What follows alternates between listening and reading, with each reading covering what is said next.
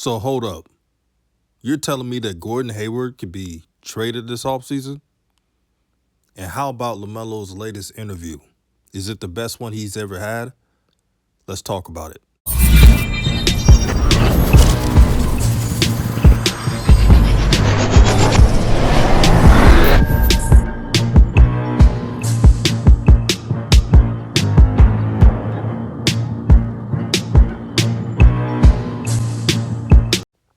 So if you haven't heard, Evan Massey of NBAanalysis.net has reported that an anonymous source has told him that Gordon Hayward could be on the trading block for a reasonable price or a reasonable asset in return.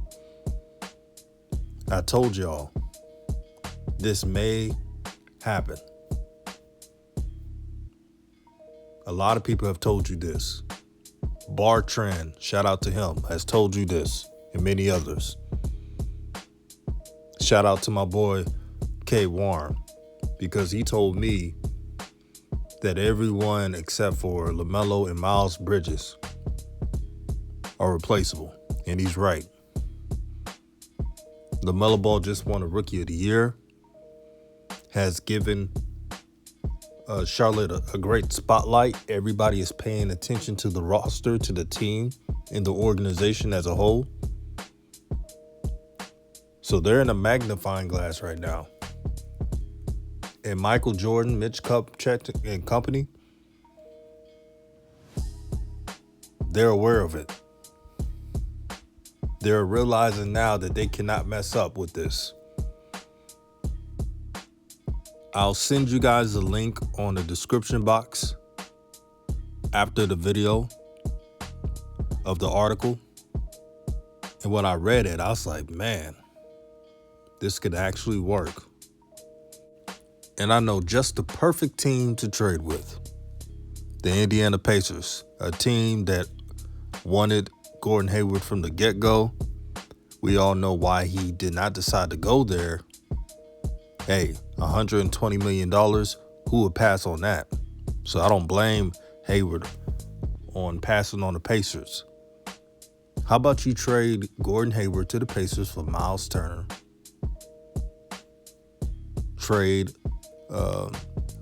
Swap picks, not trade picks, but swap picks. And also, you could put a Jeremy Lamb or somebody in there for depth purposes. There you go. That would be the perfect trade for Charlotte. A big man who fits today's NBA, can stretch the floor, can shoot threes, can block, can run, and that's the most important part because you know how much LaMelo likes to get up and down the court. It's very important. Now, what I'm about to say is nothing against Gordon Hayward personally, because I don't know the man. All I'm going to say right now is about strictly basketball. That's it. So if you're a fan of Gordon Hayward and you're emotional, this ain't the video. But if you're objective and you want to know my standpoint, then you're welcome to listen. For anyone who has watched the Hornets this whole season, especially the year with LaMelo Ball, you'd notice that the Hornets tried to do everything as an organization to acquiesce to Gordon Hayward. The touches, he got it. The times he sit out games, he had it. If you went to a Charlotte Hornet game, his advertisements were there. He had more pictures than LaMelo Ball, who was a number 3 overall pick. I remember when the homie Rev went to the Hornets game, and it was live stream. And he joined the panel, and he talked about how they had more of his posters, meaning Gordon Hayward's, than LaMelo Ball. This is why it's not a good fit. You see Luka Doncic, what he's doing right now? You see Zion? These brothers are fed up, man. This is the player empowerment era in the NBA. And what the Charlotte Hornets are trying to do, smartly so, rightfully so, they're trying to right the wrong. They probably had a meeting with Jordan and Borrego and everybody and said, hey, we cannot F this up. Because if LaMelo leaves, all that fanfare and popularity is gone. So they're trying to prevent it. Time after time throughout the season, you would see Gordon Hayward wanting to be a point forward, ignoring younger players. And he didn't just do it to LaMelo. He would sometimes do it to Miles Bridges or any young guy on the team. It's not a fit. Gordon Hayward was the last person to congratulate LaMelo. This was after the fact that people on social media was calling it out, saying, hey, why hasn't Gordon Hayward congratulated LaMelo? That was odd. Even Devontae Graham, and I know we joke around and say Tay-Bay, but Devontae Graham as a person, he's a good guy. He's always been respectful of LaMelo outside of basketball. That is truth right there. But I'm saying this right now. If you're a fan of the Charlotte Hornets, this is a thing that you have been waiting for. You got your franchise point guard, LaMelo Ball. If they make this trade and get a big man and get somebody like Miles Turner, that would be the piece you need to move forward as a franchise. I'm saying that right now. So I hope something is done this offseason. And don't forget, Miles Bridges is ascending. Wouldn't you want him to start? And you never know, he could become an all-star. But that can't happen if Gordon Hayward is still on the team. It's not a good fit. He's injury prone too. So I hope something happens. But I'm very excited about the future of Charlotte. I just got to see some more moves. I want to see what else they're going to do. Most importantly, I want to see if they give LaMelo the keys. Because without the keys, man, then everybody's going to do whatever they want to do. And there's not going to be structure or organization. And now to the fun stuff.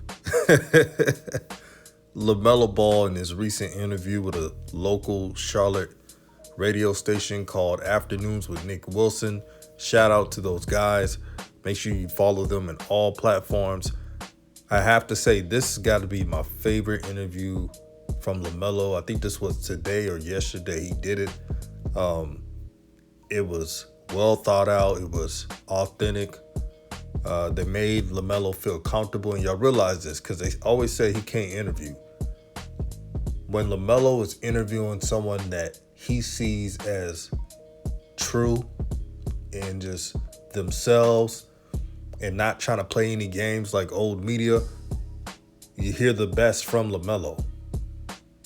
But when LaMelo senses old media narratives and fake energy, then you're going to get short answers and then you're going to act like he doesn't know how to interview. I think LaMelo knows how to interview. He just keeps his energy sacred with himself. Y'all know what it is. When y'all around negative energy, y'all don't want to even talk to him. So I understand where LaMelo's coming from. But this is him on the Afternoons with Nick Wilson, and I'll give my opinion afterwards.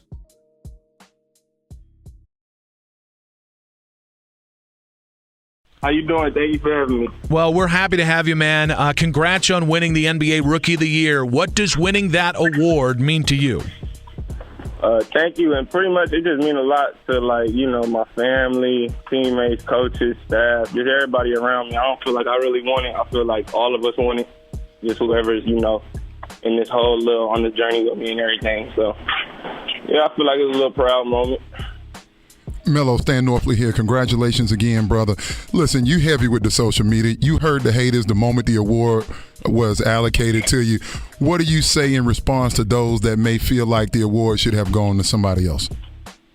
To be honest, I don't really worry about other people. I mean, I'm really just with the people in my circle. Like I said, teammates, family, staff, just, everybody in the circle. That's really who I worry about. People who really got, like, an opinion that means something. If it's somebody else, I really don't pay too much attention or honestly really don't even care about. Because, people just like to talk for controversy, They really don't even believe the shit, So I definitely understand, but I just want to make sure. We had Minnesota tweet, the Timberwolves organization social media team tweeting out LOL. Anthony Edwards was, quote, tweeting people. Karl Anthony Towns. Some of the teammates, yeah. Yeah, some of the teammates. Oh, you're telling me that didn't make you feel like some sort of way? Let me ask you a question. Why would it? That's fair. Because it's people talking about you, people who share the same profession. Yeah, nah. I really don't care though. Like I said, I'm all team, family. Just everybody who with me for real. Like, if you're not in my circle, I honestly care less. That's just how I was raised, how I was born. It's just been like that my whole life. Yo, we were bugging that it took so long for the award to come out. Did you have an issue with the time frame? Seriously.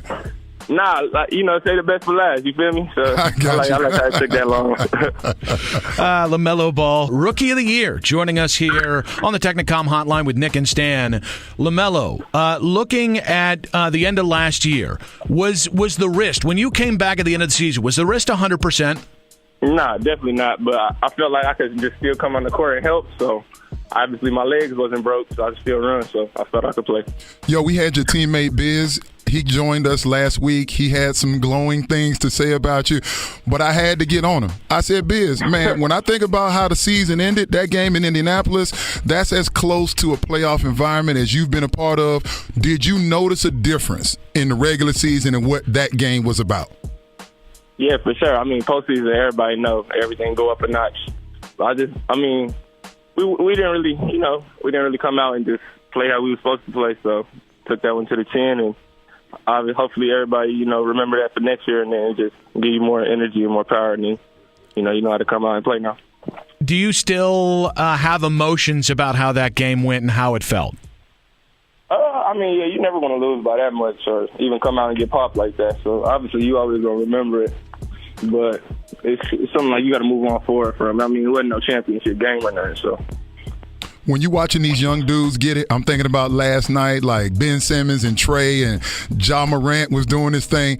How do you feel watching other ballers at your position, young guys I'm talking about, when they out there getting buckets and doing their thing? How does that sit with you? Yeah, all respect. I love seeing people do good. So, yeah, whoever go out there and shine, that's all props to them. Him and his people or whoever going out and going crazy, just, all love. Of guys like Ja Morant and Trey Young or all these Donovan Mitchell, all these young guys in the playoffs, who do you like to watch the most in this NBA playoff environment? I'm not going to lie. I like watching all of them for real. Like, each of their game, they got a little something. Like, I enjoy watching basketball, just seeing everybody go out there and do their thing. So, I'm just watching like a fan for real. Hornets point guard Rookie of the Year for 2021. LaMelo Ball joining Nick and Stan, afternoons, Sports Radio FNZ flagship of your Charlotte Hornets. LaMelo, now that you've gone through that first year, I imagine, the anticipation for the next year. In your mind, what does James Borrego and Mitch Kupchak, what pieces need to be added to complement you and take this team to the next level? I think everybody knows we've been looking for a big, or coaches have been talking about this stuff. So probably be looking for a big, I would assume. LaMelo, beyond just a big, maybe this is another way to ask this question, because you talked yesterday about wanting to win a championship. What do you need around you long term to win a championship? A whole lot of dedication. Just the whole team gotta want it. Once everybody won it, I feel like the whole energy, the whole swag, everything changed. So then, once you're coming in to actually look forward to something, trying to win something, it's a whole different outcome instead of just showing up to your job, trying to get the day over, Well, we love to hear this, LaMelo. I got to ask you one question before you go. You're the NBA Rookie of the Year. I know you're going to say playoffs. I know you're going to say title. From the LaMelo side of things, from your individual success, what's your next milestone? Like I said, championship, or for me, MVP, something like that. At the end of the day, I feel like it all come together, though. It all starts with team, coach, and everything, you feel me? So it's not really ever individual in my eyes. Well, that's a pretty good answer there, and we would very much appreciate if you could win the championship here. We like those sort That'd of be things awesome. here. Yeah. But, Yeah. so really, overall, man, just congratulations on your season. Hope you have a great off season, and we really do appreciate your time, LaMelo. My man, thank y'all for having me. This kid is mature beyond his years. He's all about winning. He's not worried about the haters. He's not worried about the Timberwolves. And speaking of the Timberwolves, how about you win some games before you start talking shit? How about you do that?